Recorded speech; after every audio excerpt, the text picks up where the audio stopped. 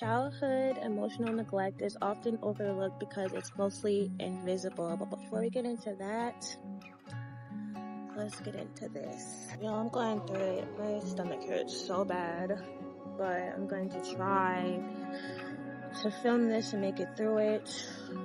See how it goes.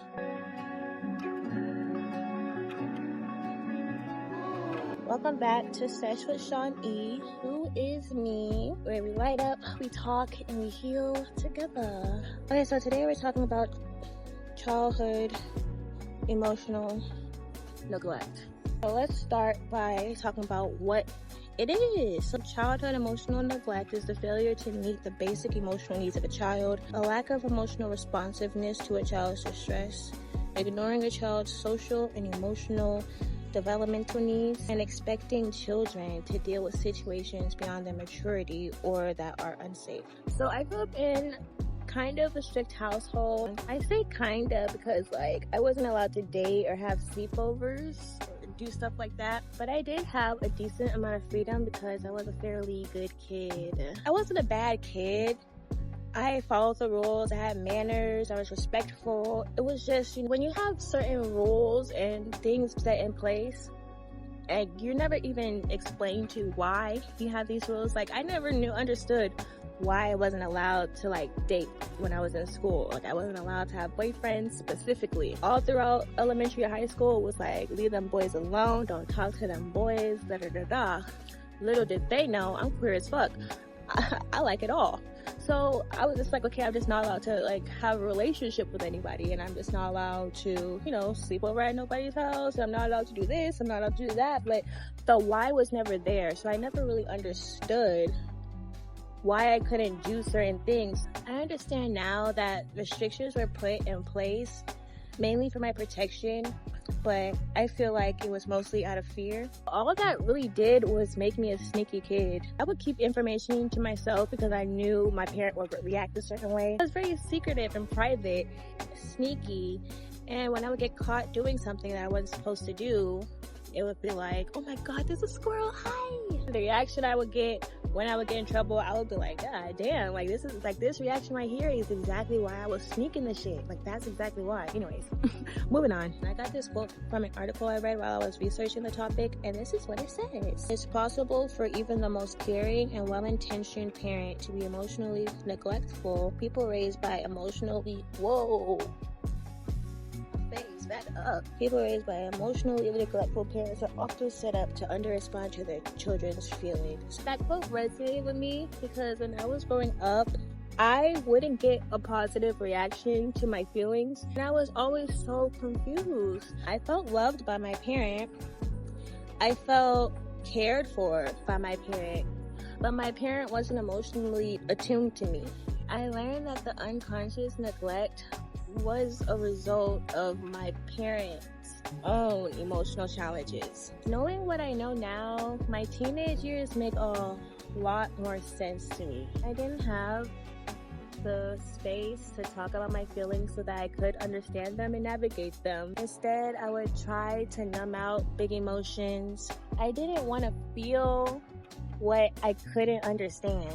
I either felt empty inside or so overwhelmed by emotion that I felt like I was gonna burst. I always said I felt like my head's gonna explode. If you go back in one of my old videos where I talked about why I had such big reactions to my emotions, it all ties together. It all makes sense. I was like Elsa from Frozen at home. Conceal, don't feel, don't let them emotions show, girl. I isolated myself, bro. This mosquito has been in my face, bro. But when you hold things in, eventually it's gonna come out. Hence the big reactions to seemingly small things. But it's not. It's everything. I wasn't regulating my nervous system.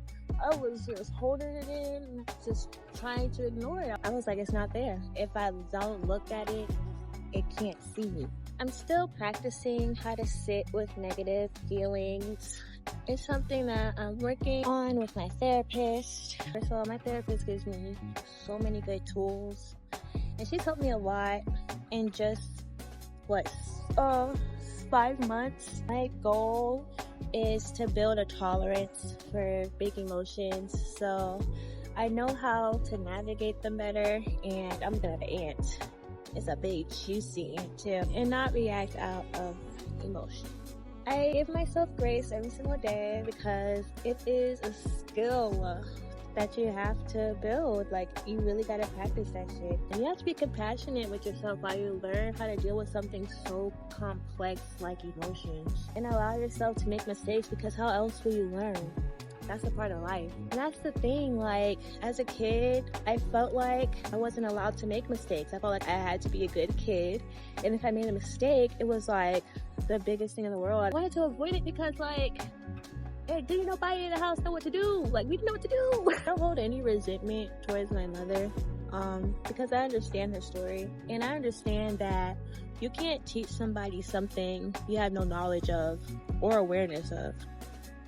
That's what I'm here for. I'm learning, and everything I learn about healing past traumas and all that big spiritual shit, I share. And that's just how I contribute to healing the world.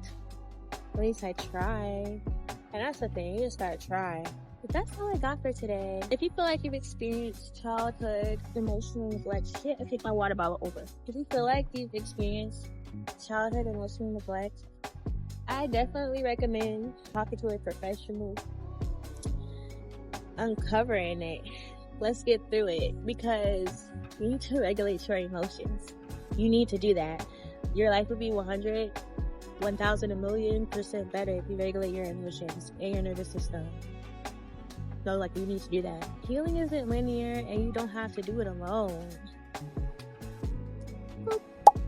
I be looking down a lot when I be recording. I be looking at my notes. Like, I be trying to tell y'all I got talking points. I'm trying to stay on track. I go on tangents, or my train of thought vanishes. So that's why I be looking down. But ain't nothing but a G thing, baby. See, and then I got a fidget case.